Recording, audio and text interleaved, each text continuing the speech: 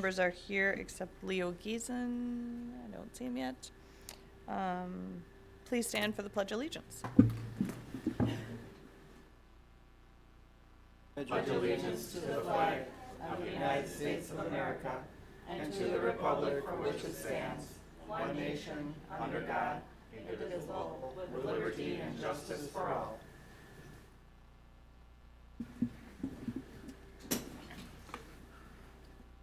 So we have a couple spotlights this evening. First, Raven Stream Cafe.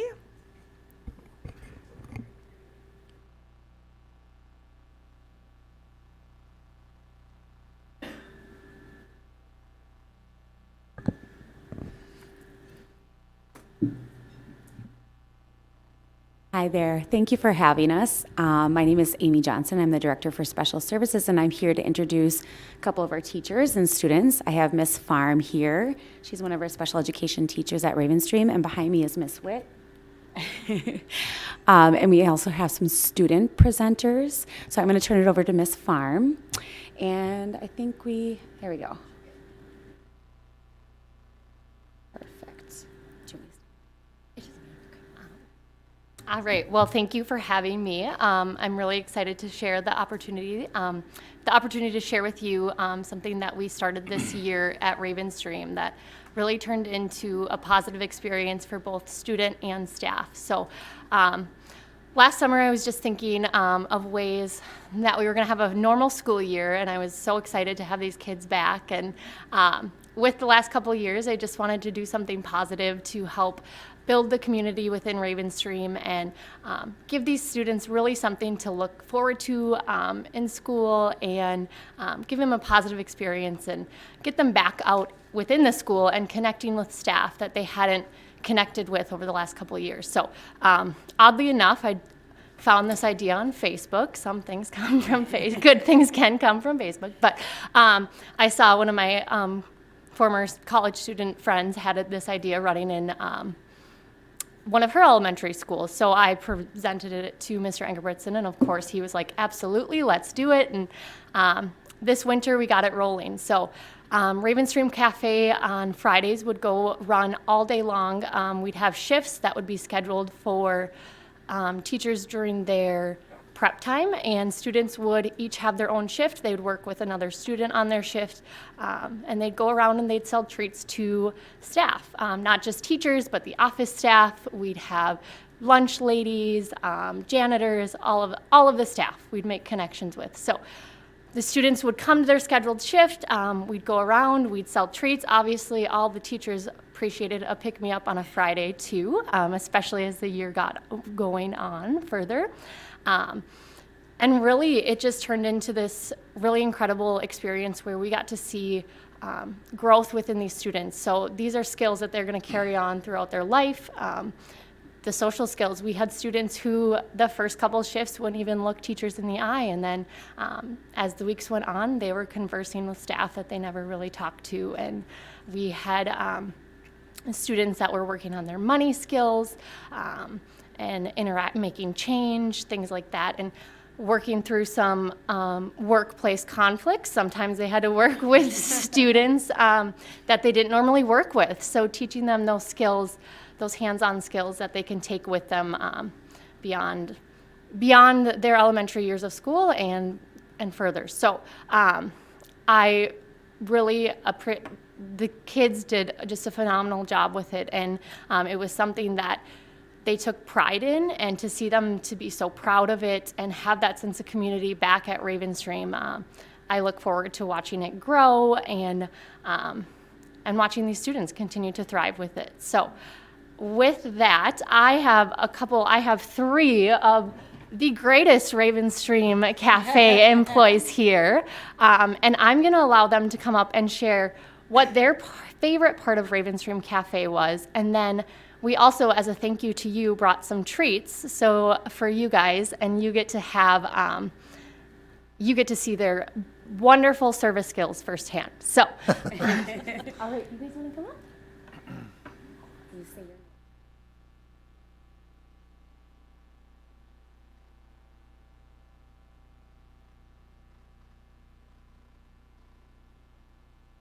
Hi, my name is Alexander Gibson Richards, and my favorite thing about Ravenstream Cafe is,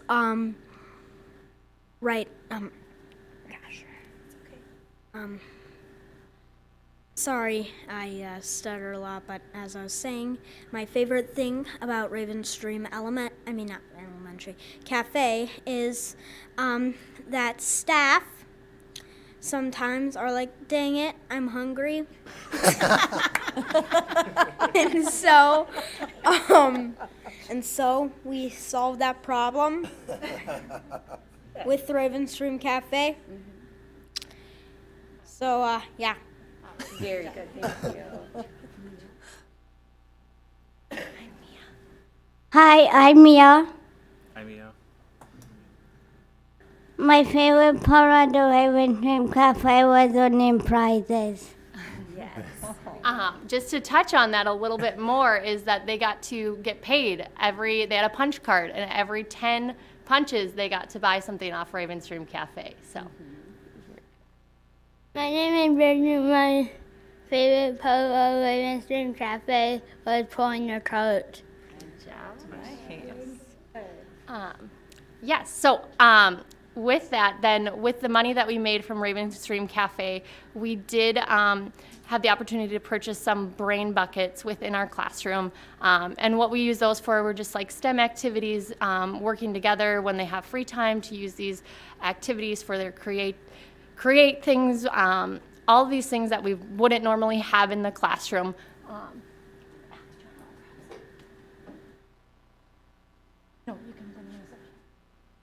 So these are just a couple examples of some of the brain buckets that we were able to purchase, and we look forward to expanding our collection as Ravenstream Cafe continues to grow. But with that, I'm going to have my employees come back up and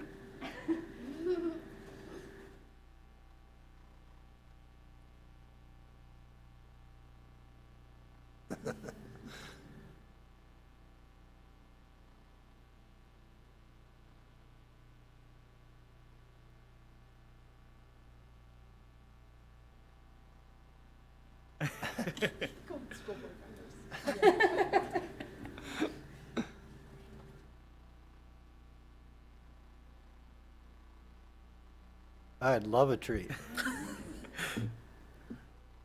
I'm partial. I'd like M&Ms. Peanut. Their secretary. That's okay. I said, Oh, okay, she I said I'd go would, help okay. the school board. Hi.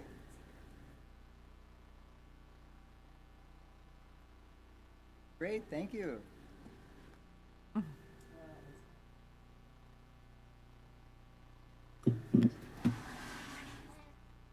Oh, Cheetos. yes, please. I'll have a Cheetos. Good one. Thank you. Thank you. Hello. Good evening. I would. I'm gonna take those last M&Ms there. Sorry, everybody else who Well, thank you very much.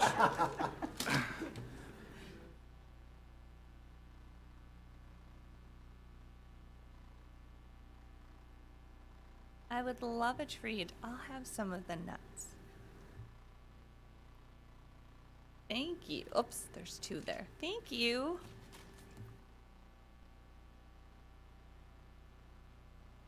Hi.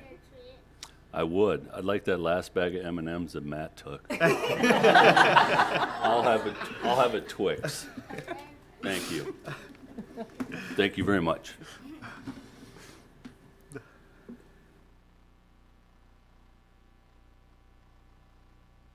Good evening. Sure, I would. I will have.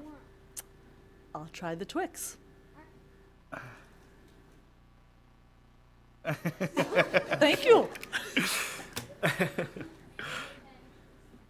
Good evening. I would, dang it, I'm hungry.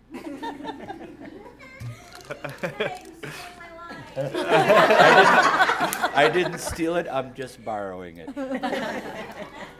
Could I have the Doritos, please? Thank you. I like your uniform. I'm a Union Hill guy, but not all of us can play for Vesely. All right, we do. Guys, for presenting, we've got some new Bragg sunglasses for you. Fancy. Come on up. I am too.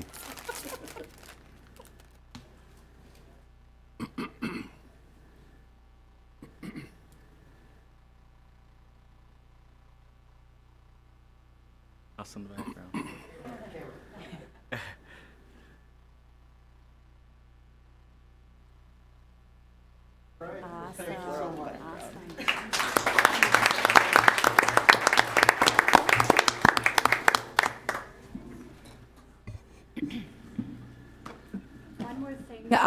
I was going to have Miss Farm present on is they put on a talent show this year. So that was something that was new and helped with some social emotional skills, some confidence building. And one of our workers here presented in that talent show. So he'd like to share his talent for all of you, and we'll kind of end on that note.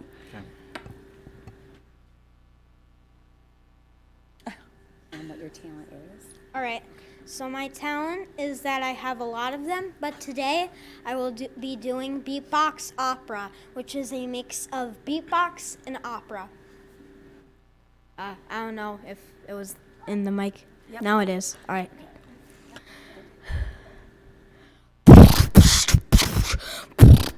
Oh, wait. Hold on. It's okay. Hope. Hope. Hope. Hope. Hope. Hope. Hold on, I just need a little break. You did great.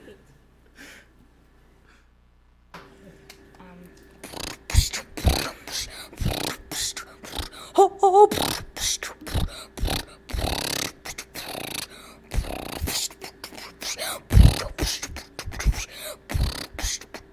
Hope. All right.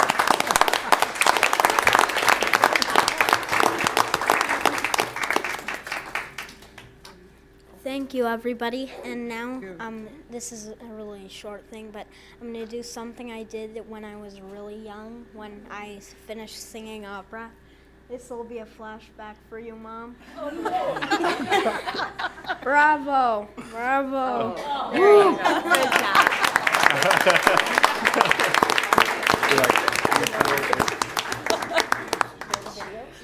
Okay.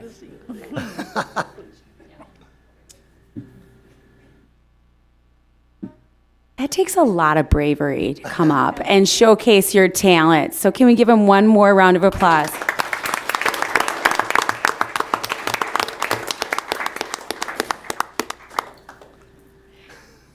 I'm going to have Kate Keno come up, and Special Services, we also wanted to give you an update on our summer school programming that's been going on.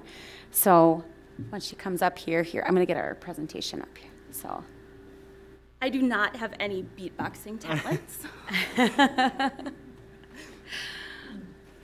So, Kate, we just had, so this is your first year in a new position, helping us as a targeted services coordinator, helping with some of our before and after school programming, also with the summer programming that we put on for high school credit recovery and our summer learning labs. So we're just going to present a little bit on where things are at.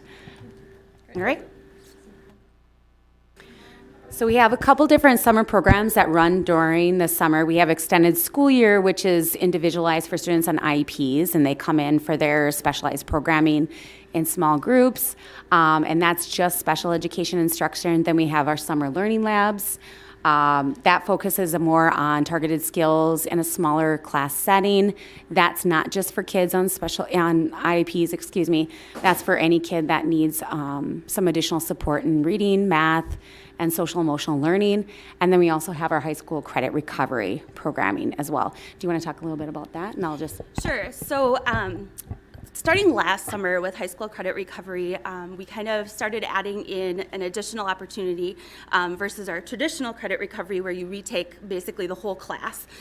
We had teachers come up with different standards, essential standards that each of the courses needed for students to pass.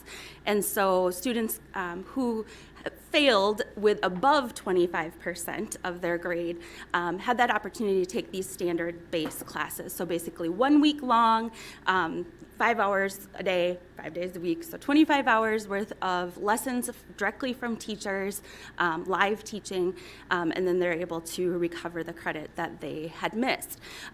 Those that scored below 25%, we kind of looked at some data and that showed that they hadn't really attempted the course, and so to recover it wasn't an option. So we still have the traditional credit recovery option for them.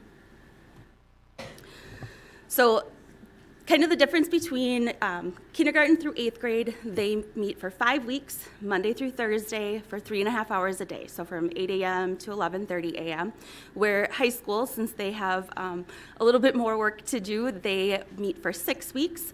Not all students meet that entire 6 weeks. It depends on how many credits and which credits they need to recover, so some might only be there for 1 week to recover one of the credits that they missed.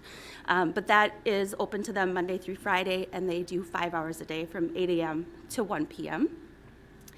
And this year, our enrollment was, I think it's pretty great. Yes. So for ESY, there's a birth to 3 option. There's also pre-K, so preschool option, and then a K-5 option, middle school, high school, and then transition.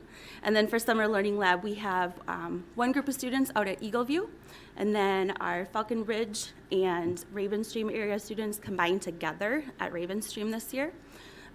Students that have finished grades 6, 7, and 8 are at the middle school, and then those students that have credits to recover in grades 9 through 12 are at the high school.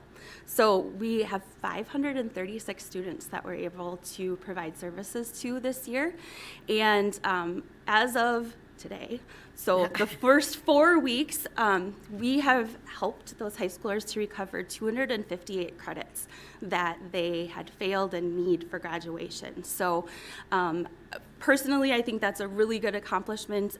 We've had in past years where students have come and they haven't recovered their credit. Maybe they only came a couple days, but because of, you'll see next, the staff that we have and the amount of staff we've had, we've really been able to keep on them and support them and encourage them to come and get those credits finished. So, do you want to talk about staffing? Well, I was just going to chime in and just make sure. So just so everybody knows, we wanted to make sure it came. Our presentation was highlighting all the different summer programs. Like Birth to 3 is more the home visiting, really driven by those kids on those individualized family service plans, and then having like our ESY programs just embedded within those summer learning labs. We really wanted that community of kids as one and not segregated. So that was something that was really fun to do. So some of the activities that we talk about, it was really for all of our kids that were here this summer. So, and as you can see, we have a number of different specialist positions that we were able to support and bring in to help enrich and enhance our summer programming this year. So 81 total staff for ESY and summer school. A couple of the ways that we were able to hire this many people is that we have some grants from the federal government, some COVID funds that we're able to use, and we'll talk about that in a minute. But specifically, as far as staffing, those were used to have a social worker or guidance counselor in every building, which has been instrumental in providing social emotional lessons to students, and then also at the high school, really helping those students to know what classes they should be taking, they can be taking, and really setting them up for success going into next school year. And then you can see in the bottom right-hand corner, we have some one-on-one tutoring this summer, which is brand new, happening specifically because of this grant money. But basically we have 13 teachers who signed up to tutor. Each student sees that teacher 2 days a week for 50 minutes each of those times, and those teachers are working on specific reading or math skills that they need. So we have 63 students that are able to participate in that this summer. So hopefully some of that money will carry over into subsequent summers, and we'll be able to continue that support. So just kind of a quick day in the life. Like we said, kindergarten through 8th grade is just 3.5 hours, 4 days a week. And so you can see that they focus their time on mainly reading and math. But one of the great things that was started last summer, right, was that we have specialists that come in. So every student in Summer Learning Lab, one day they get to have art, one day is music, one day is SPI-Ed, and then we also bring in science and science experiments. And so they have those 4, so they have a specialist every day. Their teacher comes with them to that specialist to support them. And so they're able to do something beyond just reading and writing as well. So middle school, it's a little bit different. They rotate to their classrooms versus being with one teacher all day. So again, we focus on language arts, reading, and math, and then we also have science. But the 4th kind of core that they rotate to is a social, emotional, and executive functioning. And so that is taught by the school social worker at the middle school and one of the guidance counselors. So really focusing on giving students tools to meet the challenges that they face at school and be successful. And then for high school, it's a little bit more work, like I said. They have 4 different hour-long blocks with some little breaks in between. But the thing to highlight is that because of the awesome teachers that we have, we were able to offer 19 courses live this year versus using our online computer program called Enrichment. So this benefits students greatly. For example, Mr. Danner was able to teach some science classes. He sets up stations and experiments, and so it's very hands-on, very tailored to their needs and what they need to be able to feel comfortable that they've mastered the information that they need. In addition to all of these great things, we were able to purchase some additional curriculum this summer. And what's exciting about the curriculum that we purchased is it really goes hand in hand with what we use during the school year. So Haggerty is a program that teachers in kindergarten through 2nd grade use, and we were able to purchase the online version for teachers to utilize this summer. In addition, Foundations is a phonics program that our teachers incorporate in their classroom, and Foundations came out with a summer program this year, and so we were able to purchase that. It's something that we'll be able to reuse from year to year and just really be able to take what they're learning during the school year and bring that into summer. And then I love math, but not everybody loves math, and so we purchased a ton of math games, so board games, card games, and dice games that really target skills K through 5, just something fun for students to really be practicing those things that they need to practice, but in a fun way so that they're a little bit more intrigued. Exactly. So I alluded before to these federal grant opportunities that we have. There are 3 of them that we're working with. The Financial Code 150, it's really focused on mental health and supporting the mental health of our students. So that's where our social workers came into play. And then a number of the opportunities we brought in to the students this year as well. That money will be done at the end of this summer. So we have used every last penny so that we can support our students. The remaining 2 are ones that also help to fund teacher salaries and curriculum. So these are funds that are in addition to what usually is used for paying for summer school. So traditionally, Our average daily membership for a student is 1.0. If those students attend after-school program or summer learning, we can get an additional 0.2 funding for them. So we are still receiving that money this year, but we're not using it to pay teachers. We're kind of banking it at this point, which is really great, because I like to save money, so it'll be great. So we're really trying to use these funds so that we can kind of continue some of this in the future. So one of the awesome things that we had was yoga, and Miss Witt, who you met, who's gone, she is also a certified yoga instructor, and so all students in grades K through 12 were able to experience a 30-minute long yoga class, and just helping them to kind of understand how this could help with positive mental health and combating some of the stress they might have. Mm-hmm. Oh, that's just There we another go. Picture. That's a great picture. We also teamed up with Melissa and Craig Horish, who run Camp Butterscotch out at their farm. And so students in grades K through 5 got to go out. We had 8 different days that they went out there. They were able to meet Skittles and Twix the cows and Mac and Cheese the goats, as well as some friendly ducks.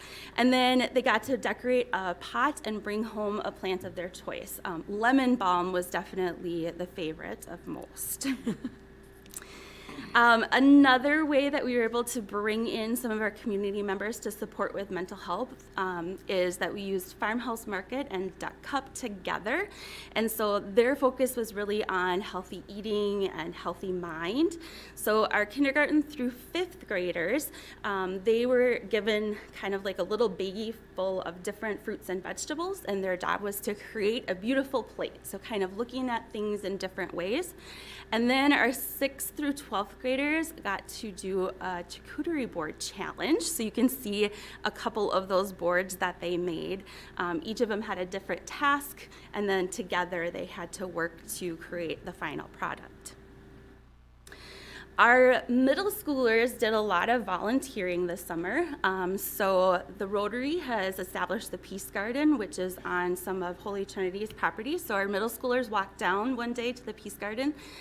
They helped to do some harvesting as well as some planting of some pollinator flowers, and just kind of learn about how this supports our community. And then they also paired up with our preschool rap program. They went 2 different times, one time just to get to know the kids and play games.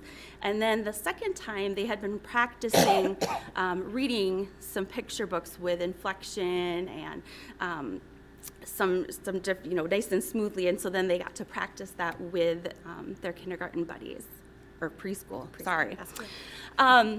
Another component that we had this summer, Dara Schrock worked on making some field trips that were offered to our summer learning lab students. And so it was kind of a first come, first serve sign up, but they got to go on 3 different field trips on Fridays, so days that we didn't have summer learning lab, and had some fun at Grand Slam and Skateville and Rock and Jump. And those were free to them, yes. So the Summer Learning Lab students didn't pay anything. We paid for all of that for them. And then kind of a last thing, we didn't pay anything for this, but somebody had reached out to me from Every Meal. Our high school kind of worked with them this year, and so we piloted it in all of our elementary, middle, and high school this summer. So 54 different New Prague area school families got a bag of food to supplement what they have at home each week during Summer Learning Lab. And those were families that they registered for it. So it was open to anybody, and whomever wanted to or needed to was able to sign up for that. So I know that's a lot. We've been very busy this summer. It's been a lot of fun, but wanted to be able to answer any questions that you guys might have. I have no questions, but we're really lucky to have you. I mean, that's exactly what I think our community needs, is just all this involvement and interweaving education within our community. So awesome. So We tried really hard to use local resources so that the kids can see I mean, we have a lot to offer in New Prague, and being able to bring that into the schools was really fun. And as you shared too, I mean, with 582 students in these summer programs, I mean, this is huge at every level. I mean, we're talking birth to 3 all the way up through high school. So programs expanded. Amy obviously has been involved in every year, and having Kate now join in was very, very vital for us to make things better, and fortunate to be able to have some federal funds too to supplement these programs is very important. So I can't thank both of you enough. Thank you.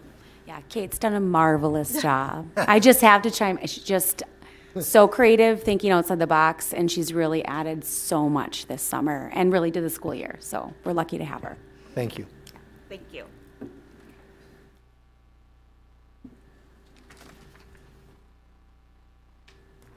Open forums? Can I have a motion to approve our agenda? Second. All those in favor? Aye. Passes 7-0. Motion for consent agenda. So move. Second. All those in favor? Aye. Passes 7-0. Policy committee, No meeting.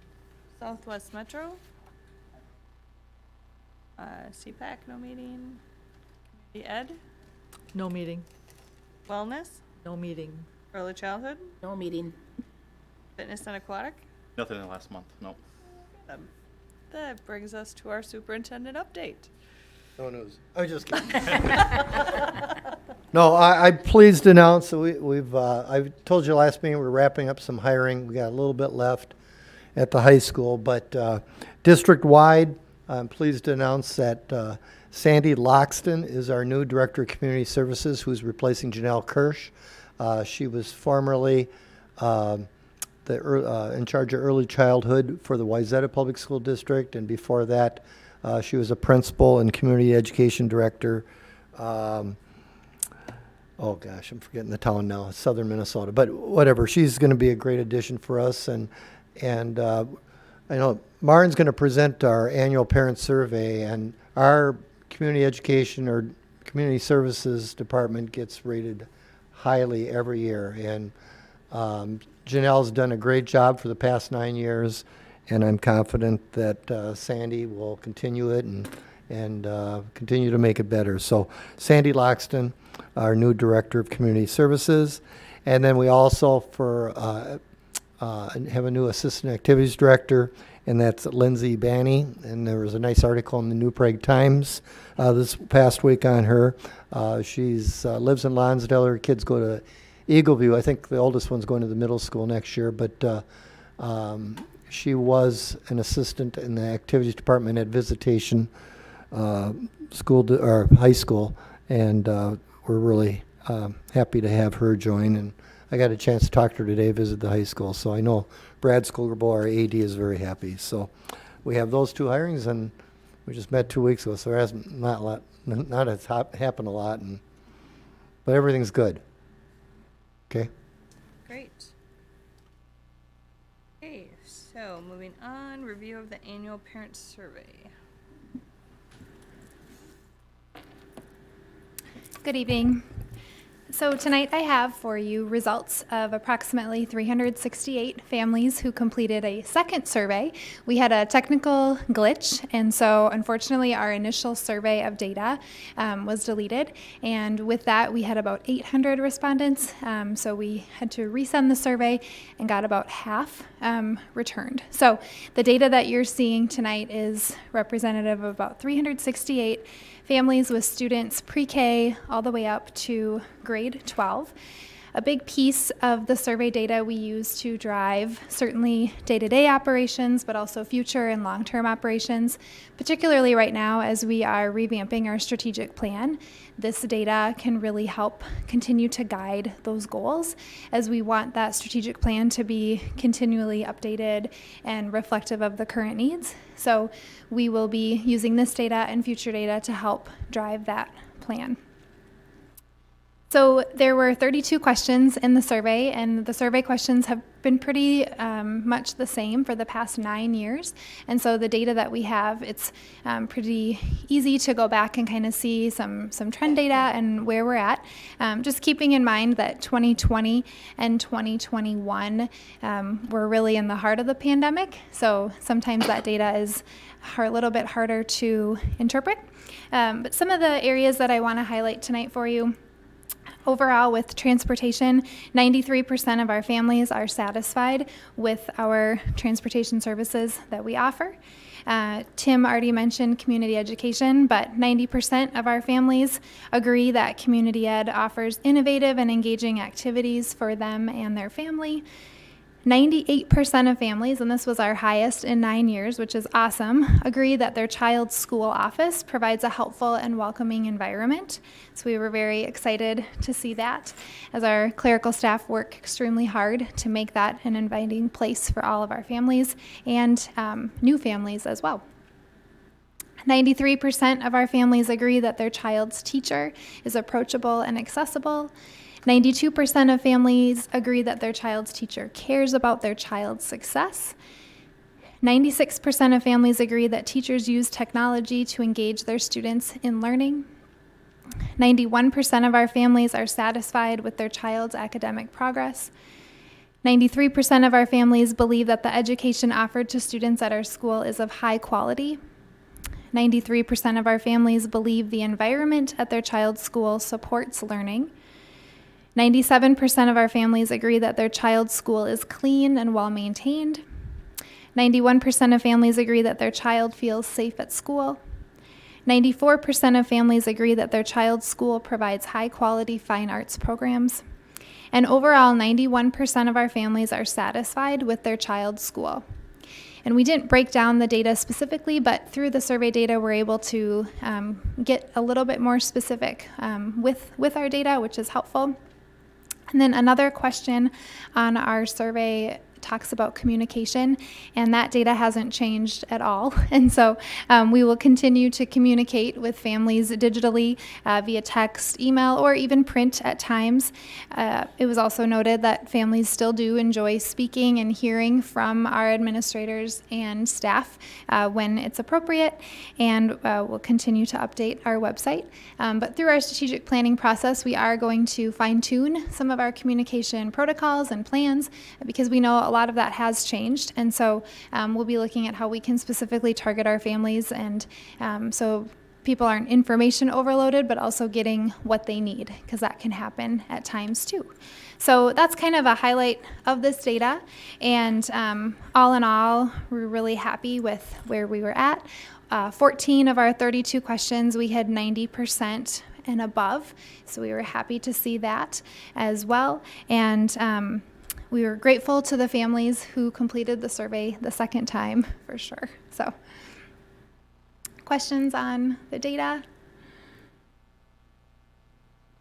I just want to make a comment. I think what was neat about it is, the areas that people commented on that rated very high, that agreed or strongly agreed, over 90%. It was comments on our teachers, obviously.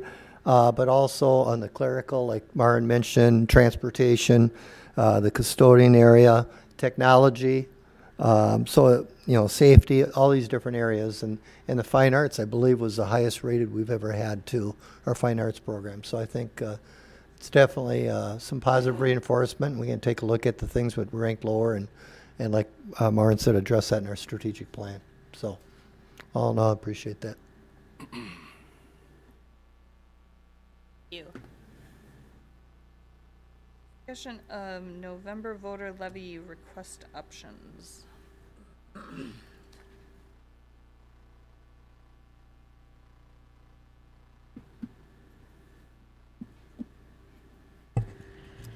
Hello. Over the past month and a half, you have gotten a lot of information about operating levy information. You've gotten information from Baker Tilly on the operating levy versus capital projects levy. Those presentations are at your stations, just so you can refer to them.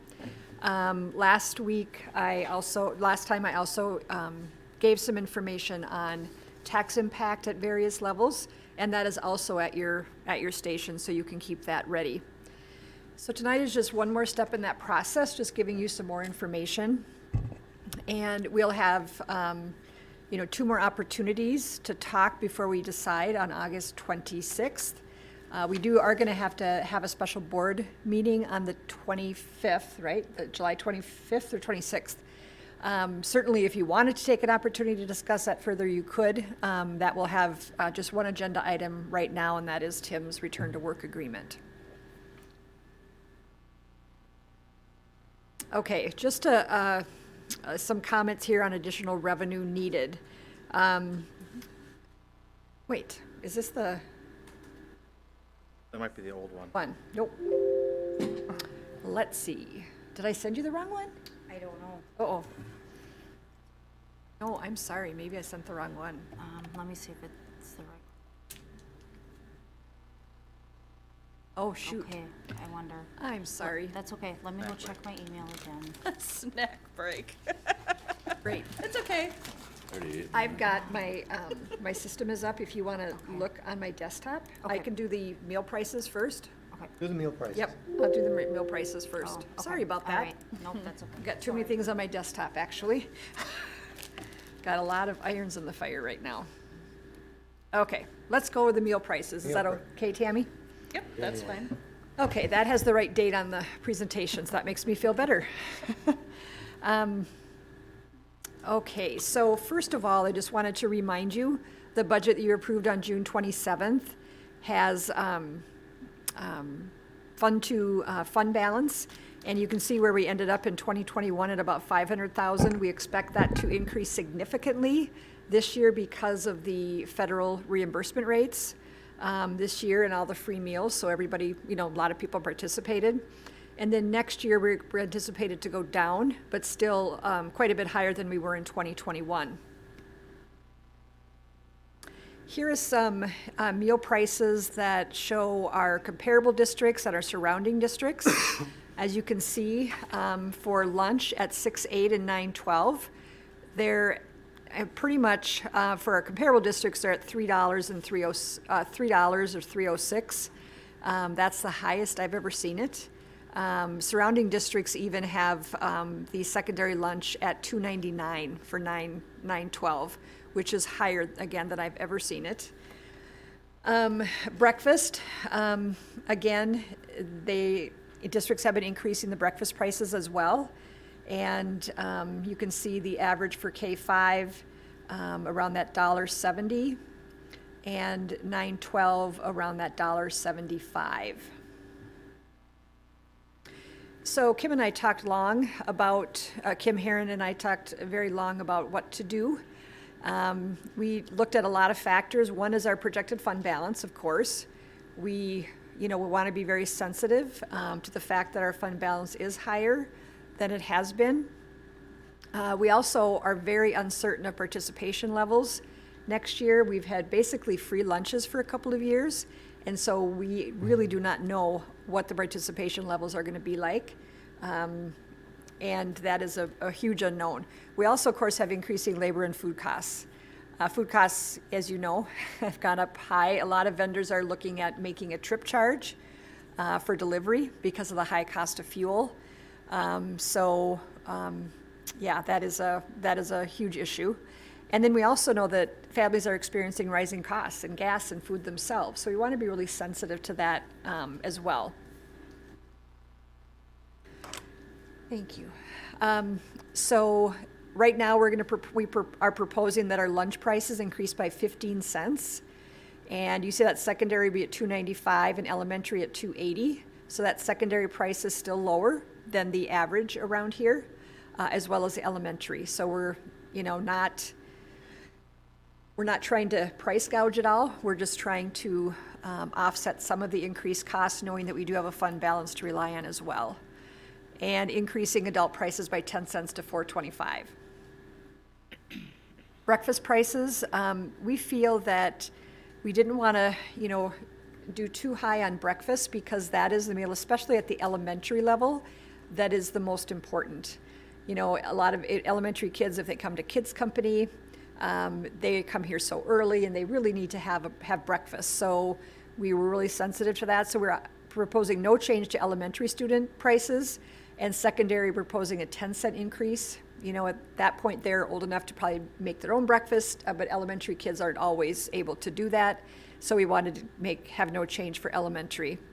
And then increasing adult prices by 10 cents to $2.50.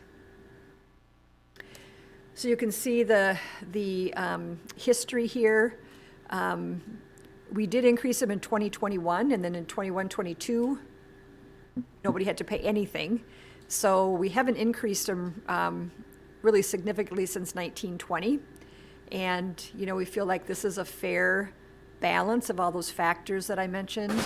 And, you know, as the year goes, obviously we'll see what participation levels are like. And then if we need to make some adjustments for next year, we certainly will. But we feel this is a fair approach. Any questions on that at all? If there are no questions, I would look for a motion to approve the meal price increase for the 22-23 school year. So move. Second. All those in favor? Aye. Passes 7-0. Okay, Janelle did her wonder work again. Yeah, I apologize that I sent the wrong presentation. Okay, so this is the additional information I want to present tonight. First of all, a quick update on 21-22. Of course, as numbers come in, you know, it's already July 11th, and so we're starting to finalize some things. And just wanted to give you an update on that. So for APUs, for general education revenue, right now, MDE is showing within one of what I projected for the year end. So we're very close. I was very close on that. Local revenue is running about $40,000 over projection, which is good. A lot of that is third-party or medical assistance revenue. Got another big payment in June. State and local taxes are coming in as projected. Of course, special ed could change due to tuition billing. That's always the wild card. You never know what that's going to be until, well, for sure until February of 23, but they do another run in the first part of August, and so we don't have a good feel for what that's going to be. You know, we know the history, and so I make a projection, but it's a little bit of a shot in the dark. Benefits, we have some really good news. We'll come in at almost $300,000 under my projection. So I think you remember me saying that for FICA, we lowered our FICA budget numbers because you don't pay FICA on you know, benefit costs or benefit costs. And so I lowered it by 6%. It really is going to come in more like 8% under. So we may adjust that going forward. But the big thing is $200,000 for health insurance. So because we had most of our contracts settled, our fiscal coordinator wanted to try a little different methodology to project those, and they were off. But luckily they were off to the good, and I love to see that. So that's really positive. And then the LTFM fund balance will go negative. I didn't think it was, but there were some more billings that came in at the last minute, and so we will go negative, which is allowed, so that's not an issue. So with those changes, the unassigned fund balance is projected to be just shy of $5 million, which is about 11.2%. The approved budget was $4.7 million, or 10.5%. So that is good news. And it could come in, you know, better than that. I'm very conservative. I never want to surprise the negative way. So I'm hoping to even come in better than that. 22-23 preliminary update. Of course, I reduced the benefits like I did in 21-22. I did project to come in 1% under the unassigned expenditures budget. We typically come in 2 to 2.5% below. That will not happen in 21-22. I mean, it could happen. Things are so, things fluctuate a lot. And so I'm just saying we'll come in 1% under budget. And so that updated assigned fund balance is $2.6 million, or 5.6%. The projected balance for my first budget was 1.5 million or 3.2%. And the new unassigned deficit, it was 3.2 million, that's down to 2.4 million. So that's good news. Now let's talk about the future and the operating levy. You know, without an increase in revenue or decrease in expenses, that deficit is going to grow every year.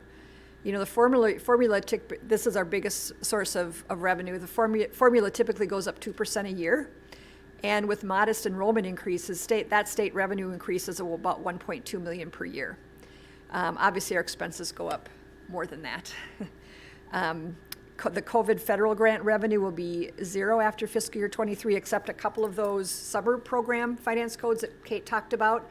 We will have until September of 2024 to spend those, but that isn't part of our regular budget. Property taxes will remain relatively flat. We do have some negative adjustments coming because of the fiscal year 2021 enrollment loss. I've talked to you about that before.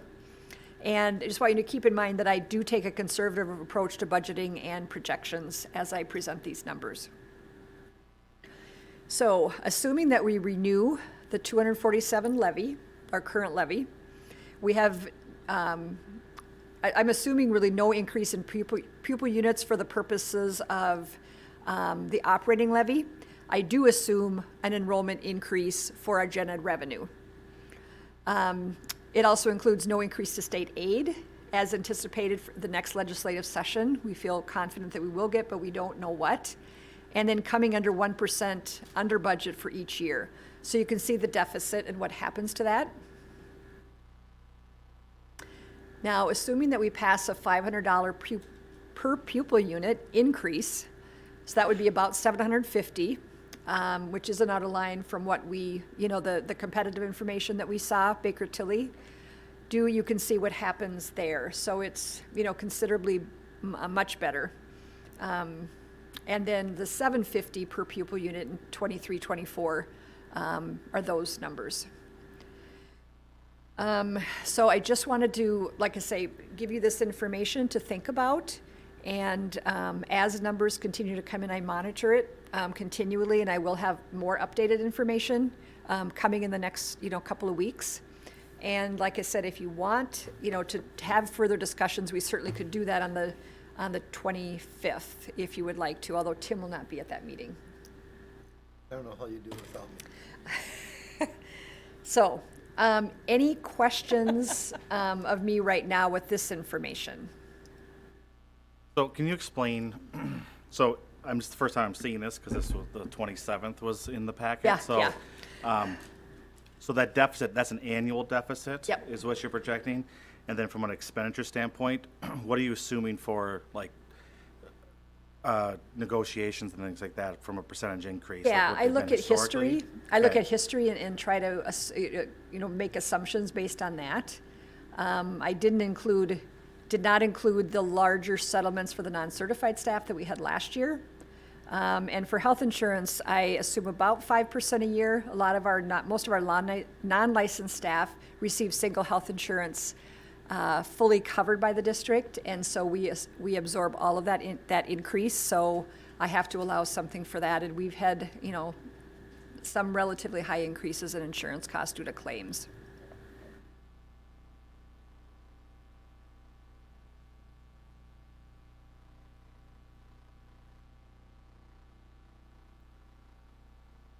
And again, this does not include any increase in revenue or any budget reductions we might do. I mean, this is basically the base plan just with some additional revenue. Because obviously we would not let that happen because we'd be in statutory operating. I mean, if this was an annual thing, we'd be negative. Yeah, we'd be in statutory operating. Right. I mean, Yep. Yeah. Yep. So we would not allow this to happen. I just want to give you a flavor for how that deficit increases each year. Mm-hmm. Unless something changes, obviously. You emailed this out to all of us. Yes, I will. So sorry about that. Nope, that's okay. We thought you were perfect. Yeah. My granddaughter thinks I'm perfect. That's about it. Any other questions? Are we going to be meeting about this at the next meeting as well? You mentioned that? We can. Yeah. We can Okay. certainly do Well, that. I'll email you after. I just want to talk, I want to I would need some more projections, I guess, Okay. personally. So Yep. I can let you know exactly what I am looking at. Yeah, I mean, you can talk about this on the 25th, and then we've got, obviously, the work session in August, but we got to make a decision. We have to decide Right. on it. In the Yeah, second we have meeting one in more work August, so. session and then one more meeting.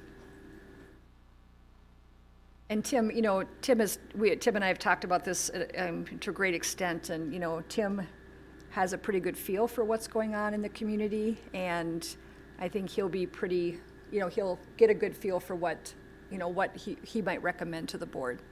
And, yeah, and anything like that, I mean, we'll talk, and doesn't have to go my way or whatever, but I'll probably throw out a couple options to you for especially that work session in August. So, Okay, very good. Thank you.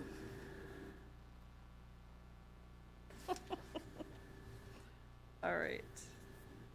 So nothing on that. Then I need an approval for community education bank account signers with the resignation of Janelle and Sherry.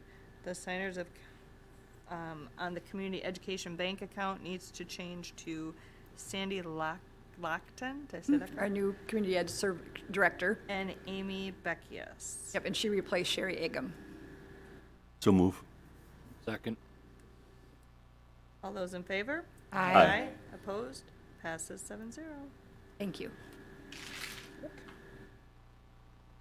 Okay. Got some handbooks, so now approval for, is someone gonna talk about these? No? Okay.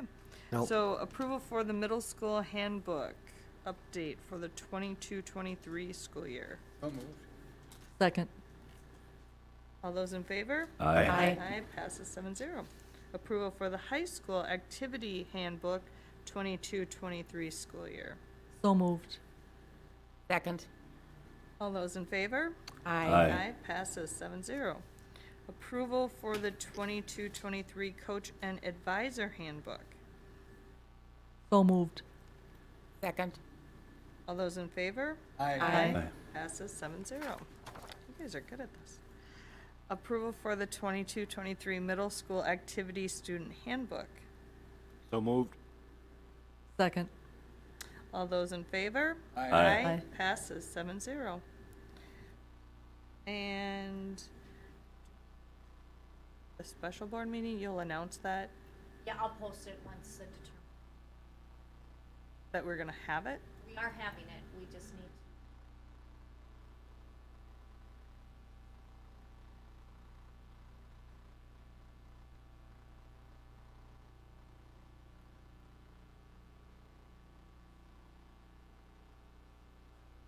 It was just. 4, 5, or 6 a.m.? Sure, I'm there.